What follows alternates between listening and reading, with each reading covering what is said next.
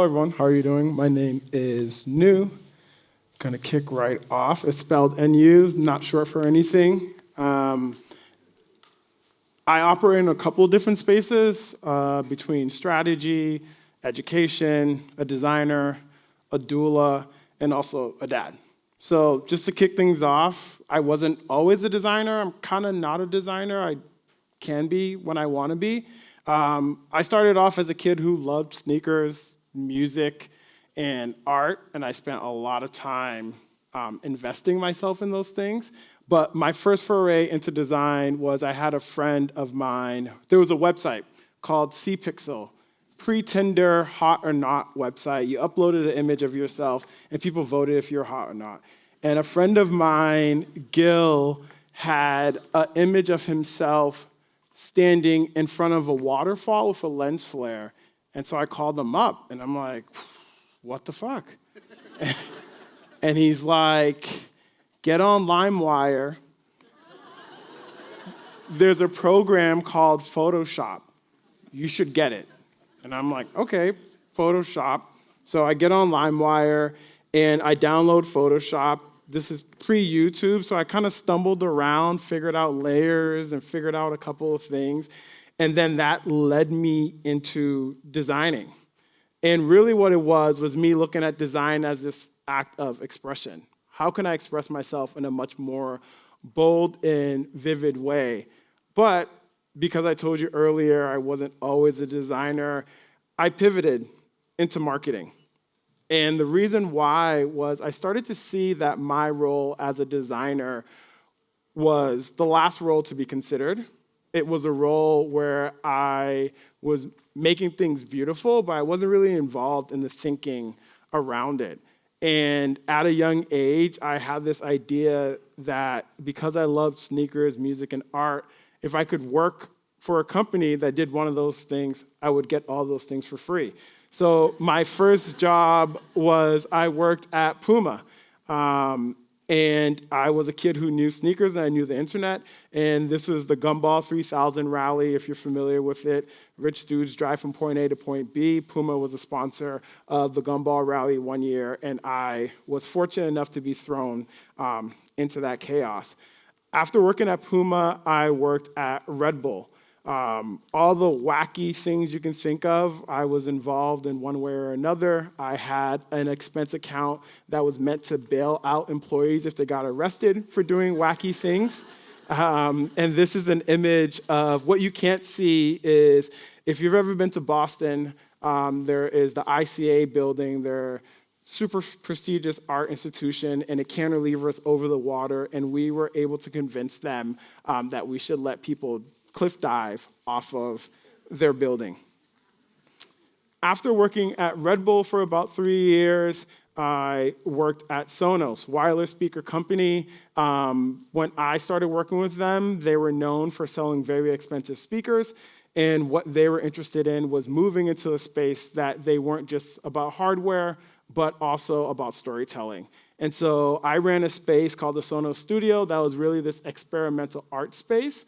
That's what we told the fire marshal. Really what we were doing, we're throwing secret little dragon shows and shutting down the block. But so this is a really cool installation with the crystal method. But in that, after I collected all the sneakers, I became the end boss of all the sneakers and music and art. I got bored, and I really started to think a bit more about what was my role in society, and especially something that really stuck with me was the murder of Trayvon Martin. And I really started to think a bit more of how can I engage with work in communities that I'm a part of, but not in a way that I was selling people things. So that led me to start revisiting design. I'll be honest with you, it wasn't originally design. Originally, I had this hypothesis that I was going to go into engineering. And after a decade in marketing, I was going to go into engineering. And if I could learn how to build things, then I could learn how to take things apart. And then I can learn how to rebuild them in ways that I wanted to build them. And part of the engineering track was because I was born in Liberia, came to the United States as a refugee. And as a good African child, my parents were like, why are you wasting your time why are you not doing law, medicine, or engineering? So I remember going to my dad, and I said, Dad, guess what? 12 years later, you're right. Engineering. And he's like, see, thank God. Finally, you're coming to your sense. And then I told him my plan isn't to be an engineer. And he's like, so why would you go to engineering school if you're not going to become an engineer? And what I was telling him was I have this thought that I want to be able to solve problems. And I was looking for a vehicle for me to be able to solve problems. Engineering was one approach. Then that led me to start thinking about architecture. That led me to start thinking about urban planning. And thank God I didn't do any of those things. I ended up moving into this space that was about design as a form of thinking.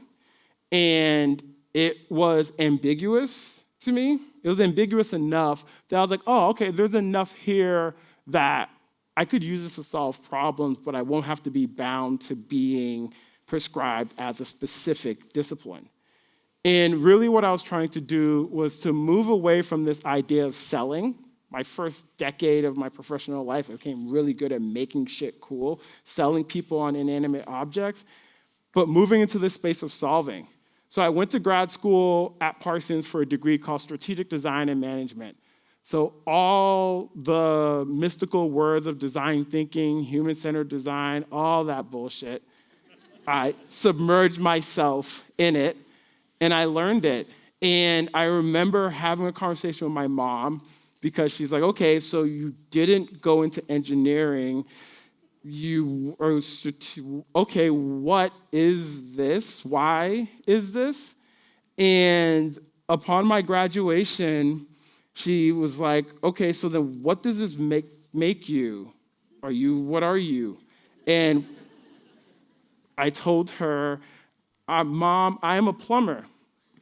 And what I said was that designing is like plumbing. I was like, well, you have a clogged drain. You call up a professional. They come with their tool bag. They pull up their pants. They get underneath the sink. They fix it, and they give you a bill. And I was like, I do that for conceptual things. That is how I framed up design to my mom. And she was like, all right, that doesn't sound like a profession, but she's like, I will trust you. And so the challenge was set because she's like, okay, well, we thought you were going to school for something that made sense, and then you just hung out for 2 years and accumulated student loans, and now what? And so I was stressed because I was like, shit, she's kind of right, because this design thing is a bit more ambiguous than I intended for it to be. I mean, I did learn all the mystical ways of design thinking. I have Post-it notes that are just embedded in my body at all times. And so I started asking friends and family and people who I trusted, here's what I learned. What is this? What does this sound like to you? And a lot of people were like, oh yeah, it sounds like strategy. Strategy, you're a strategist. I'm like, oh, okay, well, I guess I'm a strategist. So then I started asking around. Mind you, remember, I always worked on the brand side, never worked on the agency side. We didn't have strategists. So I started asking friends who worked at agencies. I was like, hey, I was on your company's website. They're strategists. And one of my best friends happened to work at an agency and was secretly plotting on trying to get me to move to San Francisco without me knowing. And he was like, oh, yeah, strategist? Yeah, come on, man. Come on. You should talk to some people. And so I go in to talk to some people, some strategists. One conversation turned into two conversations, turned into a third conversation, and then I realized, this asshole set me up. I came in for a conversation. He told them he is looking to be employed as a strategist. And whatever I blindly walked through ended up that I'm sitting with the executive director of strategy, and he's asking me, why do I want to become a strategist? And I'm like, the fuck? Who said I want to become a strategist? But because I had been living in the world of design thinking for 2 years and accumulated student loans, I needed a job.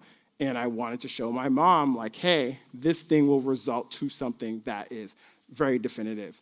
And so I accepted the role as a strategist, and she was so ecstatic. And she asked me, she's like, okay, cool, you got the job. How is the plumbing business going? And I said, Ma, my job, and this was like 6 months in, and mind you, I sucked at being a strategist the first 3 months. Like, it was not an easy thing. We're sitting in pitches, and everybody else is like, here's the insight, here's this, and I'm sitting there, and they're like, come on, strategist, strategize.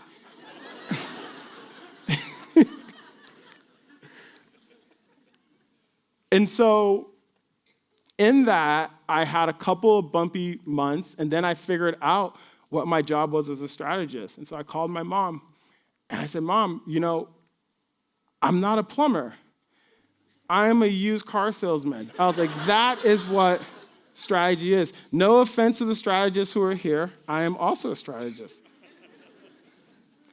But what I told her was, I am using research in order to stand up and prop ideas up and validate ideas. Whether they're good ideas or bad ideas, like a used car that I'm trying to sell you, I'm going to present it to you in the best way possible. And my research is what's going to be able to do that. And in that, I found myself again in a place of like, fuck, I am selling people things again. This is not my intention. But instead of quitting and being overly idealistic, I started to really think, well, what is the value of what I'm learning? And really what I was learning and what I didn't learn in grad school was how to actually sell the idea, how to orchestrate a pitch, how to compel people to want to engage with the idea. And then I had this moment where I said, holy shit, wait a minute. Maybe there's a reason why I'm here. And then I spent the next 6 months learning every single person's role and hanging out with the MD. And he's like, wow, you're like one of the best employees ever. You're so inquisitive. Little did he know, I was just trying to figure out how the fuck does this agency work? How is it structured? And what do I need to do in order to create my exit strategy? And I remember HR they're the best because they used to have those phone booths. And they would say to me, wow, you're like the employee who uses the phone booth all the time. Thank you for validating the spend. Little did they know, I was like, yeah, I'm setting up my own business while at work. But the epiphany that I had was it wasn't necessarily about moving away from selling. It was, well, how do I use my ability to sell to actually sell in solutions that I think are impactful? And so I told you, design thinking. I did some design thinking things, dry erase board, markers, and started mapping out my exit strategy. And what I ended up landing on was Room for Magic, which is my creative studio. And the way how I frame up the work that we do is we're a community-centric design studio that instigates equitable exchange. And what that really means is we oftentimes see that organizations are trying to find a way to engage with a set group of people. Those set group of people now are known as communities, and people are obsessed with the word community. And oftentimes, though, the community is brought in at the end. The community is engaged in a very superficial way. And so the way how we operate is we work in between the communities to help them better articulate and understand what their wants, needs, desires, and values are, and then bring that into a space where we can work with the organizations. So the joke is, and it's not a joke, but the honest fact is we're being paid by the organization, but we're in service of the community. And the right clients understand that. And so our work initially started off as only research and strategy. And that was intentional because I did not want us to get pushed to the end where we're creating something that somebody else had ideated but didn't have the depth and rigor and also the intentions that we're interested in. But because the reward for hard work is more hard work, people were like, hey, it's great that you're doing the research. It's great that you're doing the strategy. But we really need somebody who can do the execution. And we're like, shit, well, we have some other people we know. And they're like, no, you should do it. And for the longest time, we kept the con going that we were not doing any creative whatsoever. But creative really took another role for us, because what we started to think about is, in the way how we frame up our work now, is what research is our ability to understand. How do we understand what are the traumas, the issues, what's the negotiations that we all have to do in order to create, in order to understand what community we're engaging with? And all strategy is like, well, how do we actualize that? How do we move from a space of the data said this? Well, okay, cool, the data said this, but then what are we going to do? And what are we not going to do? And how should we consider that? And then creative comes in of, well, how do we make the strategy as compelling as possible? How do we pull together great copywriting, beautiful visuals to make the strategy as enticing, as compelling as it can be in order to create a moment or an opportunity for it to be more successful? And so the way that shows up is us working with Headspace. Is anybody here a Headspace user? Have you ever used Headspace? Okay, cool. Meditation, y'all. We spoke about anxiety. Like, we heard about anxiety. Meditation can help you with that. But Headspace, as a meditation platform, had been around for 15 years. And when we started to engage with them, they gave us this great opportunity. They gave us this brief. Wasn't a great brief, but we're really good at rescoping a brief. And where we landed was they were like, hey, our platform is growing, but we think that there's more opportunities to engage with different communities outside of our core communities. So spoiler alert, we're like, cool, let's see your data. And only 2% of their users identified as African American, less as indigenous, and even less as Latinx. And what we convinced them was, can we do 3 months worth of research to call y'all out on your bullshit? Because their goal was to bring mindfulness to the entire world. And they said yes. And in that, the insights that we really came out of it with, well, we're like, cool, the entire world is much more than you're actually reaching, but part of the issue that you have is that your core product has 2 voices. There's Andy, who is the co-founder, British male, and then Eve, British female. And for them, Andy and Eve were default voices, just across the board. And everyone, I don't know how many people are here from the UK, but they would be like, oh, Andy's voice is so great because you can't tell where in the United Kingdom he's from because he just has this like even keel accent. And we're like, yeah, but if I'm from Texas, that doesn't matter to me. And so what we were able to convince them was that Andy's voice, the core of their product for the past 15 years, is not a default voice. And there is no such thing as a default voice. And so in that, what we also were able to discover is that people are more apt to want to learn from people who have not only a shared perspective, but also a shared lived experience. And the content actually matters. And so we worked along with their product team to say, well, what does it look like for us to scale your actual meditation teachers?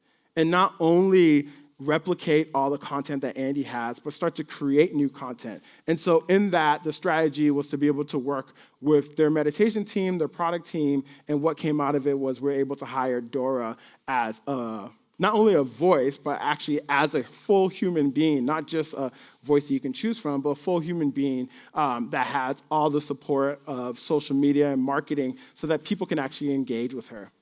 Another project that we had recently was with the Art for Justice Fund. So this fund is under the Ford Foundation, so big philanthropy in the United States. And after 10 years, they were closing down.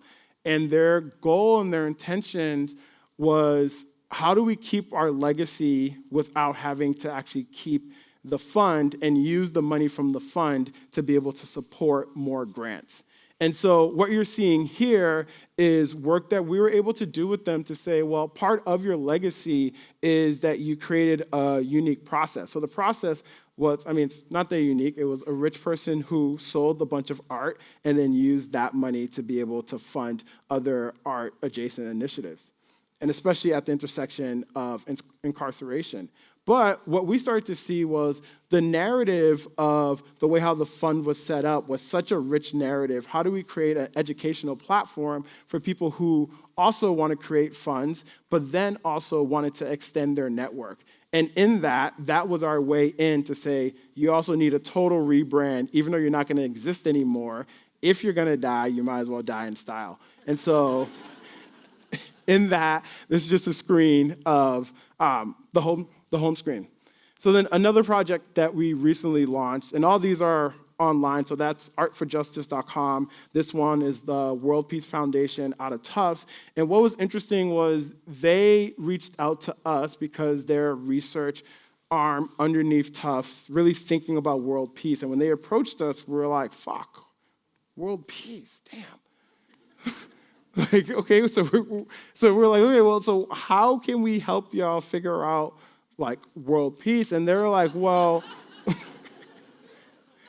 yeah, sometimes, I mean, we get clients where I'm just like, fuck. Like, we'll get on the phone with them, and we're, like, excited, and we hang up the phone. Now I tell my team, I was like, this is so unfair. I was like, they can't figure that shit out, so we're supposed to figure it out? But in this case, what they really needed was to figure out a better way to make their content and their research more enticing, aka a brand. How do you create a brand around this notion of world peace? And the area that we ended up pushing them in is what would happen if we created a brand that really looked at the solution and the other side? What would happen if we created a brand if you did not need to exist at all? And in that, it looks a bit more mundane. It looks a bit more elevated. It looks a bit more, there's clouds. And when my team initially showed me the clouds, I was like, fucking clouds, world peace? And they're like, yeah, world peace.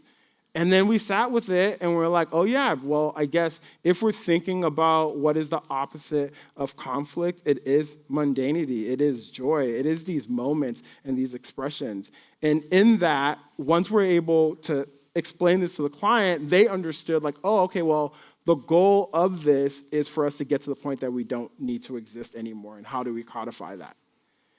And then the last project I will show you from the agency side is this ambiguous picture, and it's ambiguous because we haven't kicked off this project. So an interesting thing is happening now. Architecture firms are reaching out to us, and they're like, hey, we're building this thing. We saw this other thing you did. We're building this thing, and we would love for you to come in and help us to build it. And so this is a memorial for the Underground Railroad that's going to be on the border of Pennsylvania and Delaware, and in America. I'm from LA, by the way. And so in that, what they're trying to figure out is how do we do true community engagement around storytelling and narratives in a built environment? And especially a constellation of different memorial sites that communicate and tell different stories, but who are we telling the story to? What is the story that we're telling, and how can we make it more engaging to think beyond just a plot of land and make this into a much bigger narrative that's about liberation? And so they're about 2 years out from building anything, and they are allowing us to get in there and really start to create the constraints that will then inform what's being built. And so in all of that, that is how Room for Magic shows up. But remember I said that we only started off doing research and strategy. Then we fucked up and we created our own IP, and the IP was what forced us to start to move into a different space. But that space really started to evolve my understanding of what design is, moving beyond being a plumber, moving beyond being a strategist as a car salesman, and starting to think about this idea of design as a process. And in that, usually I look like this, and I'm like, fuck, design, okay. And it's come up a couple of times, whether it's people asking me to give talks about design, or it comes up in terms of me actually teaching a class about design. Like, that was 2 years of a good joke, because for me, design is a stand-in for something that I think that can be much more impactful. And I think that design has an issue that it tries to navigate. And the issue, and the way how I look at the issue that design has, is this idea of this fidelity trap. So walk with me on this one. So the fidelity trap works like this. If I tell you that I am a designer, you ask me, what do you design? And the what is your output? What is being codified that somebody can engage with, can consume, can experience? But in that, hidden in that, really the question starts to become, what is the fidelity of what your output is? Because your fidelity of the output actually then is what discerns what is design and what's not design. It operates in this like sneaky way that anything that falls below the line of fidelity is considered folk, it's craft, it's indigenous, it's not design. But anything above that is considered design. And once again, the dotted line of fidelity is really what people are judging in terms of determining what is being designed and if you are a designer. But what fidelity is in its truest sense is a person's relationship with the resources needed to achieve that level of fidelity. It's kind of self-fulfilling. So whether it's class, whether it's gender, whether it's capital, whether it's network, all of those things are hidden underneath this idea of fidelity, which then is informing how people are judging and engaging with what is design. And so, as we know, resources aren't evenly distributed. So not everyone has access to the same resources, not everyone has access to the same platforms. And so in that, then design itself shows up when the resources show up. And if resources aren't even distributed, design ends up looking the same, operating the same, sounding the same. It becomes very homogeneous. And in that, my perspective and my goal is fuck that. That's not design. And so our challenge to thinking about design as an output that's judged by fidelity, that is limited by resources, was to start designing. And what we started to create was a publication called Deem Journal. And Deem operates in a very interesting way because it's smoke and mirrors. It operates as a design journal, but there's so much more that we're trying to convey. And the way how we frame it up is Deem is a platform that explores design as social practice. Social practice is socially engaged art, and we use art as a mechanism to recontextualize social issues so that if you're engaging with an architect, you're not asking an architect to come in and build you a building. You're asking them to engage with the problem and leverage the design tools that they have. And so in that, our goal is to move away from design as a process of creating outputs and look at design as a process of adding value, but also looking at design as a space to be able to create conditions. And those conditions that we're aiming for are conditions for communities, systems, and people to thrive, to move. If you think about a spectrum, there's things that are dying on this end, then there's things that are barely surviving on this end, but what does it look like to be on the offense and thriving? And how can design be a vehicle for that? But even more controversial, one of my beliefs is that the process of design, not necessarily the practice, but the process, isn't just exclusive to designers.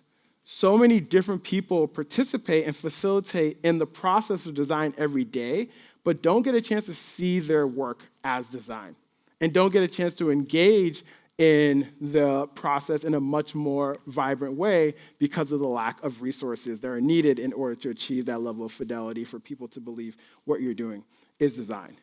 And so our first issue was designing for dignity.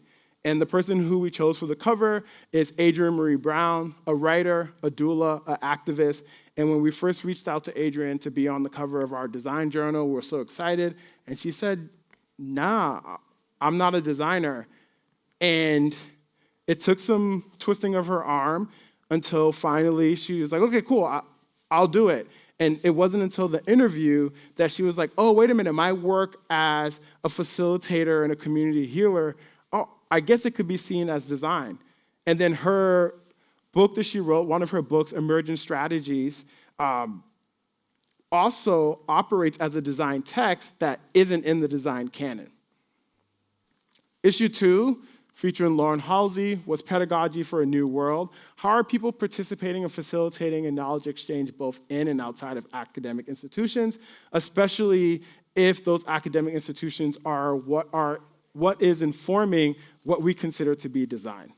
So how are different practitioners finding new ways to create new models within, but then outside of that? And so Lauren is very interesting because Lauren went to school for architecture and now is a fine artist. She just had a piece in the Venice Biennial. But when we reached out to Lauren, like her PR team was like, oh, yeah, just give us a couple of months. She has an opening happening soon, and we'll love to talk to you then. And we were like, yeah, we don't really want to talk about that. And so we hit up a homie who hit up a homie. And what we really wanted to talk about was how Lauren turned her artist studio into a food distribution center during COVID. And what does it mean to be an artist that has opportunities and resources and turning those resources into something that is meant to engage with community in a much deeper way? And what space does that hold? Issue 3, Envisioning Equity, was our attempt to really start to tease apart this idea of equity from equality. Equality being this kumbaya, one day we will get there, we'll all be holding hands, and whereas equity are the conversations of ownership, of resources, of distribution, and how does that all work? And we thought it would be fun to say, well, what happens if that's a design prompt and a design challenge? How would design deal with this idea of ownership? How would the design deal with this idea of resources? And in that, for the cover, we had the Black Reconstruction Collective. So this was 10 individual artists and architects who got selected for a show at the MoMA, but then didn't get MoMA budget to actually do the work that they thought needed to be done and fundraised amongst themselves, but then figured out that they should create an organization that would allow for them to be able to help other young artists to create the best work possible. So then our issue 4, featuring Theaster Gates, was about this notion of placemaking. And I don't know if you're familiar with Theaster's practice, but south side of Chicago, he has an ability to touch buildings and they turn into miraculous, beautiful communal spaces. So this is the Stony Brook Arts Bank. This was a bank that was going to be demolished, and the city of Chicago sold it to him for $1, and he turned it into a cultural center. But in the conversation with Theaster, what we were looking at was this idea of placemaking, which usually happens from an architecture firm that comes in and swoops down and then denotes what is of value in this place and then uses that to build around it. And what we were looking at was, well, what happens when you hold up this design process of placemaking also along with the intuitive process of placemaking from the community that's already there? And how do you negotiate and create space for that? And so then what is place when you start to see it from that lens and not from an external lens? And so our latest issue that just came out features Dr. Ayanna Elizabeth Johnson. It's about climate responsiveness. And what does it mean and what does it look like if you're in a space that we're all in where climate change is already changing, climate has changed, climate changed. And as designers, we have to engage with that, but how do you embed a sense of dignity into this idea of climate change and how we're responding to it, but then also with dignity, optimism? Because if we're actually going to succeed in terms of adapting to the world that we've created, we have to believe that we'll be able to actually engage and create that. And so, to summarize, what I find more exciting than design is when you invite others into design. And what we've been able to do with Deem is create this space where you have what I call disgruntled designers. And if you're not a disgruntled designer, if you don't identify as that, you should, because design should and could be doing more in many different places.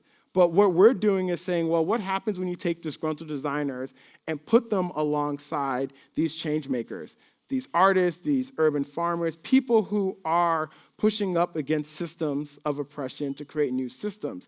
And then what you start to see is that designers start to look beyond the design canon and are inspired by things that the change makers are doing. And then these change makers are realizing like their work can be seen as a methodology, or they can actually partner with design in a much more inclusive way. But even with all of this, what excites me even more is this idea of the design curious. And that are people who currently don't sit in positions of change, but are not satisfied with their current conditions. And so for me, and how I see design nowadays, is design is an invitation.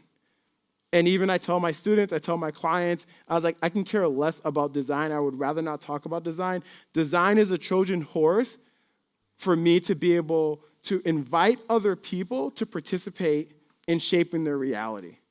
And that is my goal and my intentions through and through. And if we're able to invite more people to understand that they have the ability to shape their reality, we can actually change the world and create the world we want to see.